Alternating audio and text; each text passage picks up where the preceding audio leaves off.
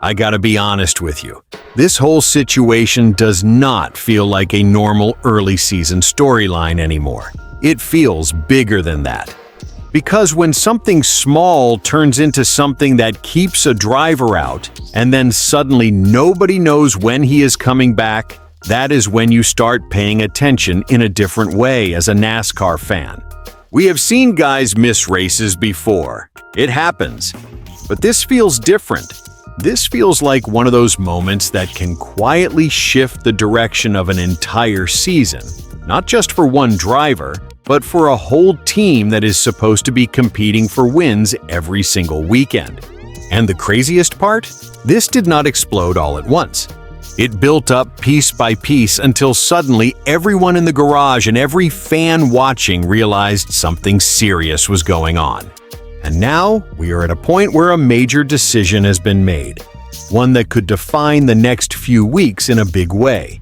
So if you are following this season closely, trust me, you are going to want to hear how all of this unfolded.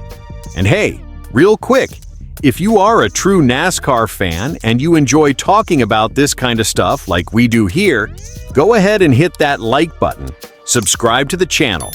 NASCAR Nation Report is just getting started, and we are pushing toward 10,000 subscribers. So if you want to be part of that early crew, you are in the right place. So here is where everything really starts to come together. This whole situation did not just appear out of nowhere. It actually started during the race at COTA at the Echo Park Automotive Grand Prix. At first, it did not even look like something that would turn into a headline like this. But then, mid-race, something changed. Alex Bowman started feeling something that no driver ever wants to deal with behind the wheel: vertigo. And if you have been watching NASCAR for a while, you already know this is not just feeling off. This is serious. We are talking about a driver going nearly 200 miles per hour, relying on split-second judgment, depth perception, balance, everything. Vertigo completely messes with all of that. That is what makes this so scary. Because at that point, it is not about finishing the race anymore. It is about getting out of the car safely. And that is exactly what happened. Bowman had to step out of the number 48 car mid-race. That is rare. Drivers do not just climb out unless something is really wrong. Now fast forward to Phoenix. At that point, everyone is thinking maybe it was just a one-race thing. Maybe he will be back. But then the update comes out.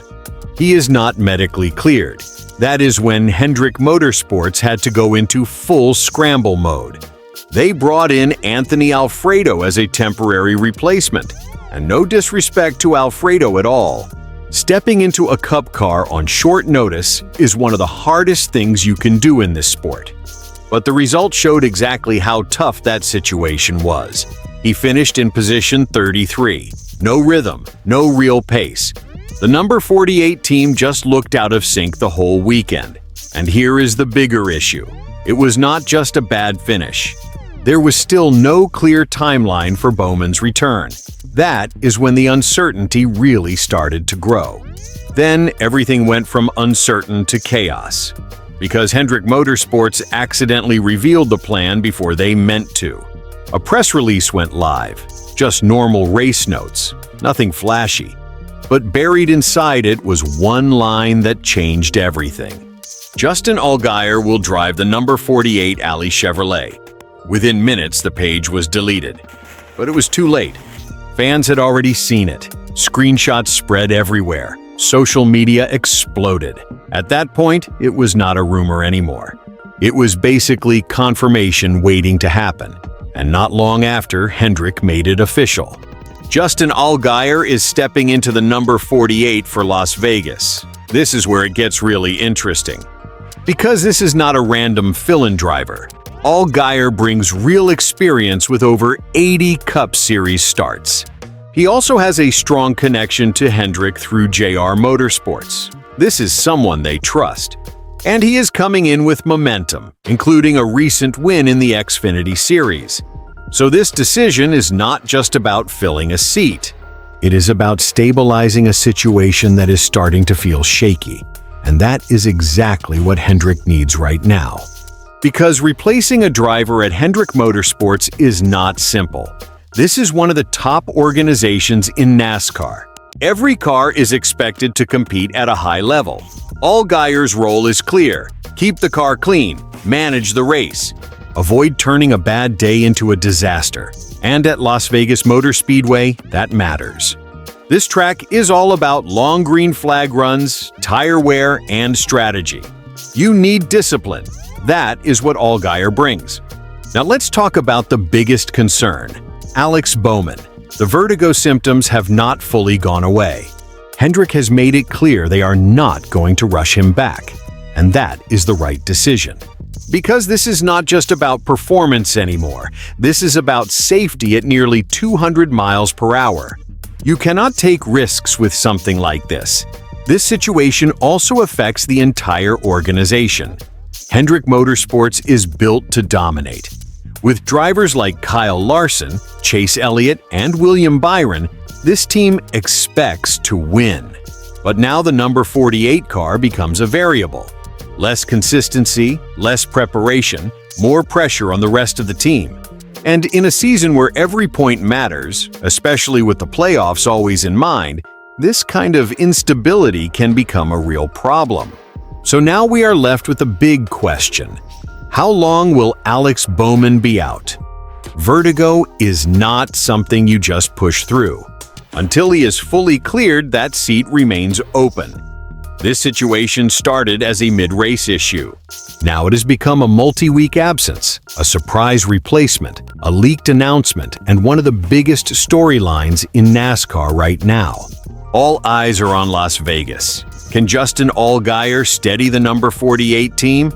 Can they finally have a clean and competitive race? And most importantly, when will Alex Bowman be back? That is what makes this so compelling. We simply do not have that answer yet. And honestly, if you ask me, this is one of those situations where Hendrick Motorsports has to play the long game, no matter how frustrating it is. Because sure, you want your driver back as soon as possible, you want that number 48 car back in contention. But when you are dealing with something like vertigo, there is no rushing it. One bad moment at full speed can change everything. So, in my opinion, they made the right call bringing in Justin Allgaier. You are not asking him to go out there and win the race right away. You are asking him to keep this team stable, keep the car clean, and most importantly, keep them from falling too far behind in the standings. And I actually think he can do that. Now, the real question is how long this goes on. Because if this turns into more than just a couple of races, then this is not just a short-term adjustment anymore. This becomes a serious hit to Bowman's season and possibly his playoff chances. And as a fan, that is the tough part to watch. Because, the talent is there. This team can run up front.